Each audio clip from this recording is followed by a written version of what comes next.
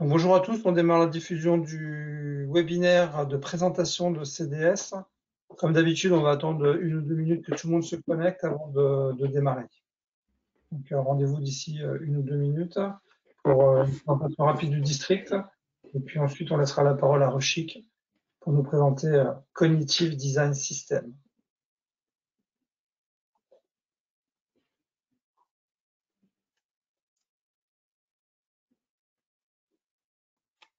Parfait. Eh bien, écoutez, donc on démarre. Alors, les petits mots d'introduction sur l'outil, comme d'habitude.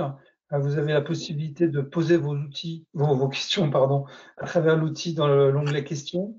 Donc, on fera un plaisir de les relayer en direct si c'est opportun, soit à la fin. On essaiera avec le chiffre un temps de quelques minutes pour les questions-réponses s'il y en a à la fin.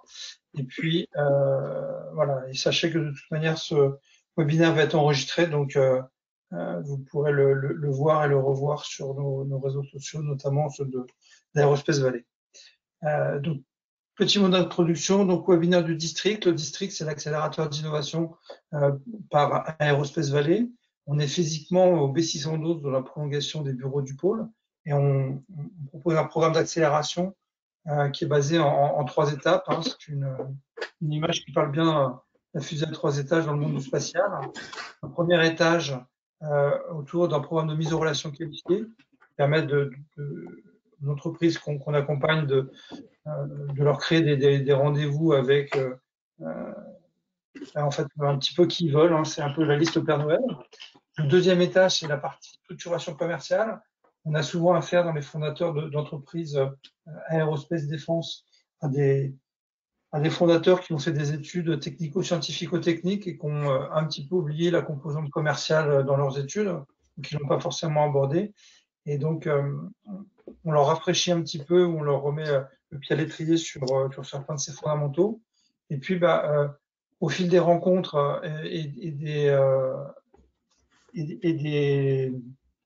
avancées commerciales de ces sociétés, finalement, elles gagnent des subventions, elles gagnent des nouveaux clients. Et donc, elles passent de 3, 5 à 10, 15, 20 personnes. Et puis, on s'aperçoit qu'on ne pilote plus une entreprise à 25 personnes comme on l'a piloté à 3, 4 au démarrage. Et donc, il faut aider à la structuration de l'entreprise, notamment au travers d'un programme de scaling qu'on développe sur un programme bien établi. Et c'est un peu le sens du prêt-à-porter sur mesure, c'est-à-dire que effectivement, c'est du prêt-à-porter où on va vous faire passer par ces 3 étapes, ces trois steps-là, mais c'est du sur-mesure parce qu'en fait, ça va être vraiment dédié à votre entreprise et ces 3 temps vont être vraiment personnalisés. Enfin, je profiterai de cette dernière slide pour voilà, vous rappeler de nous suivre sur les réseaux sociaux, donc Twitter d'un côté, LinkedIn de l'autre. C'est là-dessus qu'on publie le plus, avec une préférence pour LinkedIn. Voilà, Rochik, je vais te passer la main. Il faut que je te passe la présentation. Bonjour à tous, je suis Rochik Matroja, président de l'entreprise Cognitive Design Systems. Nous sommes une start-up basée à Toulouse, donc pas très loin du Aerospace Valley. Et nous travaillons dans le domaine de fabrication additive, mais surtout comment faire le pont entre la conception et le manufacturing via l'IA. Donc, un petit peu de background sur notre entreprise. Donc, c'est les 3 cofondateurs de l'entreprise sont venus, voilà, qui travaillaient jusqu'à présent en Asie. Moi et Henri de Charnassé, qui est notre CTO, on était basé au Japon, là où on a travaillé sur plus de 200 différents projets dans le domaine d'impression 3D, avec les grands acteurs japonais, comme Toyota, Nissan, mais aussi côté spatial, Mitsubishi Electric, mais aussi IHI et Mitsubishi Heavy Industry pour compléter. Et nous venons de créer l'entreprise Cognitive Design Systems pour créer un plateforme, un software qui permettra aux designers et aux concepteurs de connaître en amont, pendant la phase de conception, toutes les contraintes liées à la simulation numérique, mais aussi à la faisabilité et le coût, pour que les concepts sont designés de manière le plus efficace possible. Et pour ça, nous développons des outils de machine learning qui permettent de faire ceci. Et nous essayons de créer le lien entre le design et le manufacturing, comme je vous expliquais, via ces outils. Donc pour cet but, nous avons créé des différents logiciels.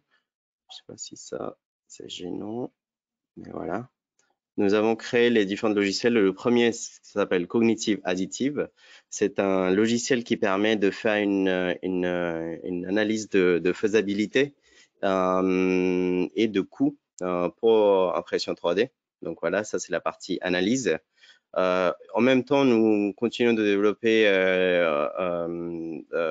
en R&D tout ce qui est l'optimisation structurelle, comme Bionic Optimizer, optimisation topologique.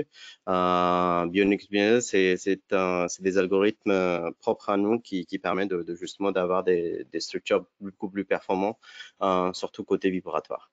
Et après, à la fin, nous développons aussi des outils qui permettent de faire le manufacturing optimization. Donc, effectivement, il faut avoir les pièces les plus optimisées possibles mathématiquement, mais à la fin, il faut que ces pièces-là peuvent être fabricables avec des coûts décents. Donc voilà, pour cette partie-là, nous venons modifier la géométrie de la pièce pour que ça devienne manufacturable. Et pour ça, nous travaillons à l'heure actuelle dans le process de additive manufacturing, mais nous développons en même temps tout ce qui est casting, injection et milling dans les années à venir.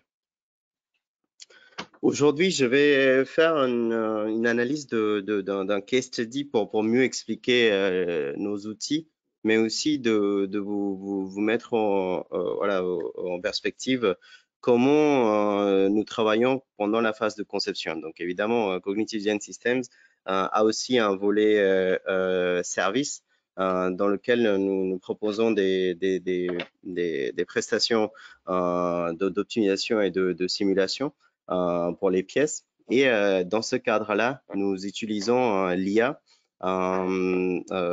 pour nous accélérer à mieux concevoir.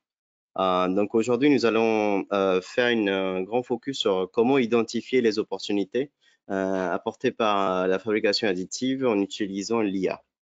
Donc tout d'abord, additive manufacturing. Donc je pense que tout le monde sait à peu près ce que c'est impression 3D additive manufacturing.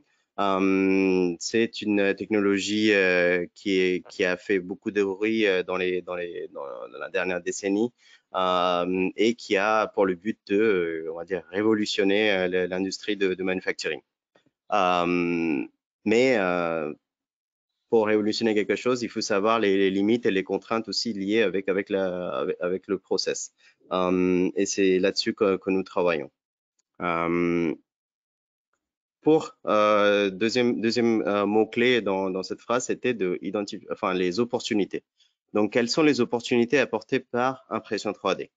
Donc, dans le domaine spatial, évidemment, il y a la possibilité de réduire du poids, comme ici montre l'exemple par Safran, ou consolider multiples pièces dans une seule pièce pour avoir des meilleures, meilleures pièces beaucoup plus facilement manufacturables avec impression 3D. Donc voilà, là vous savez un exemple de Optisys, c'était des guides d'onde que vous voyez ici. Donc il y avait à peu près 100 pièces qui ont été consolidées dans une seule pièce. Après, il y a l'avantage de fabriquer localement. Donc, c'est quelque chose qui est aussi très important. Pas besoin d'avoir une chaîne de fabrication gigantesque pour pouvoir fabriquer des pièces, donc qui correspond parfaitement pour le domaine spatial. Et après, avoir des buy-to-fly ratio très faibles. Donc, évidemment, le poids qui est indiqué, mais aussi la matière qui est achetée à la fin pour l'envoyer, pour le faire voler, il faut qu'on gaspille moins de matière possible. Et ça, c'est possible avec impression 3D ou, contrairement à des process soustractifs, nous utilisons les process additifs pour simplement utiliser là où on a besoin et de rajouter de la matière là où c'est nécessaire. Mais tout ça vient avec des challenges. Et pourquoi tout le monde ne fabrique pas tous les fusées en impression 3D additive à l'heure actuelle? C'est parce que ça a des limites.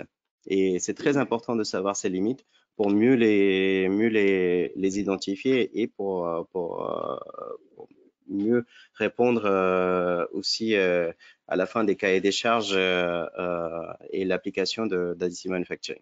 Tout d'abord, il y a le contrainte de la taille.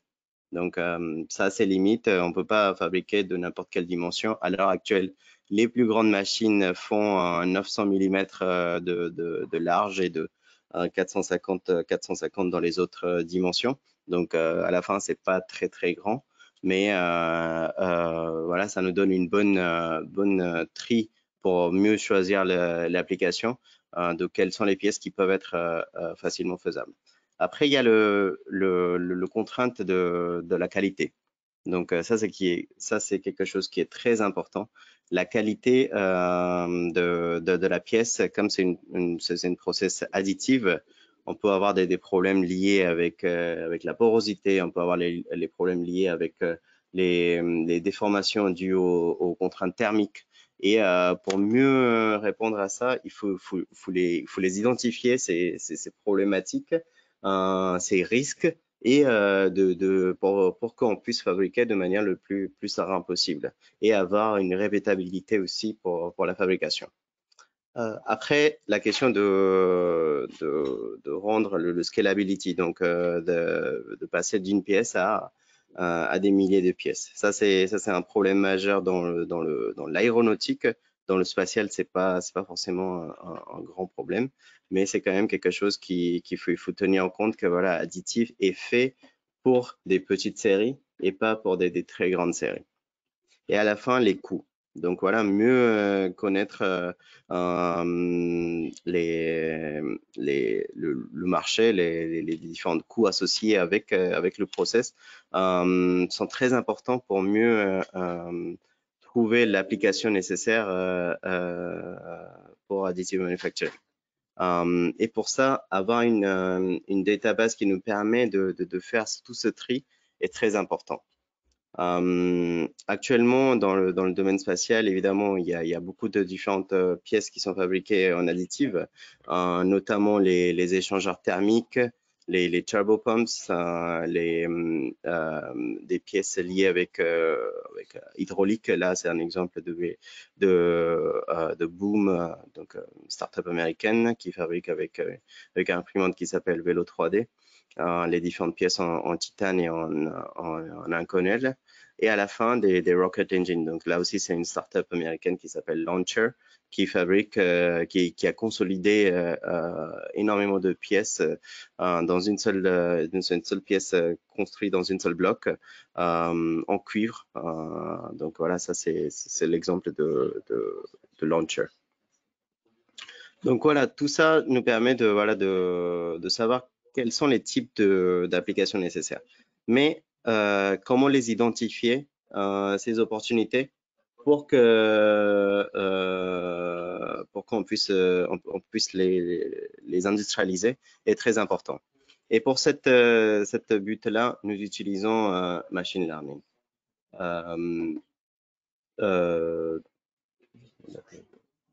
Machine learning. Donc, comment nous faisons ça? Donc, tout d'abord, dans notre logiciel qui s'appelle Cognition Additive, nous pouvons comment dire ça, introduire les modèles 3D ou un assemblage entier. Le logiciel va vous permettre de vous identifier voilà, quelles sont les pièces qui sont possibles de fabriquer en additive, mais comment les fabriquer et à quel coût. En plus de ça, il va vous aussi fournir les informations sur quels sont les risques associés avec ceci. Donc voilà, en fait, là, on a un exemple d'une pièce complexe. Bon, là, c'est un exemple qui vient du domaine automotive que nous avons conçu. Là, vous voyez qu'il y a des structures lattices très fines. Mais est-ce que c'est fabricable? Est-ce qu'il y aura des déformations dessus? Le logiciel Cognitive Additive va vous donner toutes ces informations dans quelques secondes pour que vous puissiez mieux comprendre ceci. Là, c'est le côté spatial, un exemple d'un bracket de CubeSat, donc la structure de CubeSat. Ce structure de CubeSat, voilà, en fait, est fabriqué en additive, en titane. Et là, nous avons un rapport qui est issu de notre logiciel qui va permettre d'identifier les risques associés avec les coûts associés pour fabriquer cette pièce. Et tout ça, ça va nous permettre de identifier facilement voilà, les différentes process additives. Donc, je vous donne un exemple de Rocket Engine, un turbo pump. Donc là, on a plus d'une quarantaine de pièces qui sont présentes. Les pièces sont en inconel ou en titane. L'assemblage est très complexe et les pièces actuelles sont fabriquées en usinage ou en casting. Comment identifier les pièces dans tout cet assemblage pour les pièces additives? Donc voilà, en fait, pour ça, notre logiciel va permettre de prendre chaque pièce et les mettre et identifier les différents risques associés avec, mais aussi le coût qui est associé avec. Et à la fin, nous avons lancé l'ensemble de l'étude sur toutes les différentes machines d'impression 3D qui sont présentes en France. Donc, chez les suppliers qui sont déjà qualifiés additives, qui sont déjà qualifiés aéro, toutes les machines sont dans notre database et nous pouvons visualiser sous un graphe les différentes pièces fabriquées sous différentes machines et différents matériaux. Donc ici, dans ce graphe, on voit que les pièces qui sont très chères et qui prennent beaucoup de temps sont vers en haut à droite, et les pièces qui sont plus facilement fabricables sont en bas à gauche. Et ici, vous avez aussi toutes les pièces qui sont les meilleures pour la fabrication additive. Donc, dans lequel, voilà, on a cette pièce-là qui est une structure assez complexe. Si on doit fabriquer ça en usinage, en casting, ça va coûter très cher. Donc, par contre, en additive, ça peut être très intéressant et nous avons les différents risques associés avec qui sont identifiés, le coût est identifié et on voit que comment le coût va varier en fonction de nombre de pièces qu'on fabrique. Donc ça, c'est notre méthode de analyser des pièces pour la faisabilité et pour additive manufacturing. Je vais m'arrêter ici. Est-ce que vous avez des questions jusqu'à ce que je vous ai présenté? Si vous avez des questions, n'hésitez pas à revenir vers moi. Vous avez mon adresse email et je reste à votre disposition pour vous fournir plus d'informations côté additive, mais aussi sur nos différents services et les logiciels que nous développons en interne. Alors peut-être, si du coup, on peut peut-être te poser, parce que du coup, tu as été hyper rapide, on peut peut-être profiter du temps que tu es là pour, par rapport justement à l'exemple que tu donnais sur cette dernière pièce, où est-ce que finalement, où est-ce que la frontière va s'arrêter dans le choix des pièces? On va pouvoir mettre en 3D. Ok, donc voilà, en fait, là, la pièce que nous avons pu identifier, on sait maintenant comment imprimer la pièce, quels sont les risques associés et les coûts associés avec. Donc, ces informations-là vont nous nous aider pour faire un premier tri des pièces qui sont éligibles pour impression 3D. Une fois que la pièce est identifiée et que ça a du sens, après, il y a une étude beaucoup plus poussée qui est nécessaire de faire côté industrialisation. Mais justement, cette partie-là va être très important aussi pour ce logiciel, justement, qui va vous aider à aller de sélectionner la pièce jusqu'à trouver la meilleure machine ou le meilleur supplier pour pouvoir la fabriquer à la fin. Ok. Donc aujourd'hui, tu ne vas pas parler non plus de la présentation de CDS. Vous êtes combien? Comment vous évoluez? Et dernière question qu'on pourra te poser en guise de conclusion, comment on peut vous aider? Qu'est-ce qu'il faut vous souhaiter? Oui. Donc à l'heure actuelle, nous sommes 11 chez Cognitive Design Systems. Nous avons créé l'entreprise en mars 2021 et nous sommes venus s'installer à Toulouse en mai. À l'heure actuelle, nous travaillons déjà avec les différents partenaires japonais dans l'industrie spatiale et aéronautique. Et en France, nous cherchons à justement d'utiliser cette expérience que nous avons pu avoir côté Japon et le répliquer en France. Donc, nous cherchons des industriels qui peuvent nous aider à faire un proof of concept tout d'abord, mais aussi si vous avez des besoins spécifiques côté impression 3D, nous sommes présents pour vous fournir le conseil nécessaire pour accélérer l'adoption de la technologie. Message de conclusion peut-être? Donc le message de conclusion, c'est que voilà, merci beaucoup déjà pour me donner l'opportunité de présenter ici. Je vois que évidemment côté impression 3D, il y a beaucoup d'activités qui se passent en France. L'adoption prend de plus en plus de l'ampleur. Et nous pensons que c'est un choix parfaitement adapté à l'industrie spatiale française.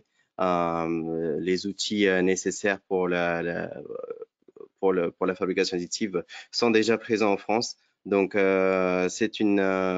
sommes très heureux d'être présents à vos côtés et nous allons continuer notre parcours pour créer une entreprise qui pourra avoir une vraie valeur ajoutée dans l'écosystème spatial français. Donc, merci beaucoup. Alors, si on veut te retrouver, du coup, quel est le moyen le plus facile? Réseaux sociaux, mail, c'est le moment. Voilà. Donc, si vous voulez me rejoindre, voilà, il y a mon adresse email qui doit être partagée ou je peux le mettre ici. On a une question de Jérôme Rollet, d'un des participants, qui dit: Bonjour, merci pour votre présentation. Comment fonctionne la brique IA au sein de l'application? Oui. Pourriez-vous nous le décrire un peu plus, s'il vous plaît? Bien sûr, ouais. Donc, dans cette application-là, l'IA intervient au niveau de justement de trouver la meilleure orientation de la pièce. Donc, comment nous allons trouver que la pièce va être fabriquée de manière le plus efficace possible. Donc, voilà, cette partie-là est gérée par l'IA. Mais il y a aussi la partie de risk analysis qui va être une partie gérée par l'IA pour analyser justement les différentes contraintes liées à la fabrication additive et donc ça c'est cette partie-là qui est gérée par l'IA. Donc c'est du machine learning sur les modèles 3D qui est spécifiquement utilisé ici. Voilà. Et en guise de conclusion, moi, je pouvais dire effectivement qu'au-delà des réseaux sociaux, vous pouvez retrouver CDS et Ruchic. Vous pourrez également retrouver CDS en physique. Si vous avez l'opportunité de venir au forum des membres à Aerospace Valley, ils seront également exposants sur le casino. Donc ça se déroule les 8, 9 et 10 juin prochains au casino de Biarritz. Donc n'hésitez pas si vous avez l'opportunité de passer, ou Ruchik ou Vincent se feront un plaisir de vous faire une démonstration en live de leurs différents outils. Oui, bien sûr. Ok, bah écoutez, il ne nous reste plus qu'à vous remercier et puis à vous donner rendez-vous pour un prochain webinaire ou lors d'un prochain événement, que ce soit au district ou via Aerospace Valley. Merci à tous. Merci. Au revoir.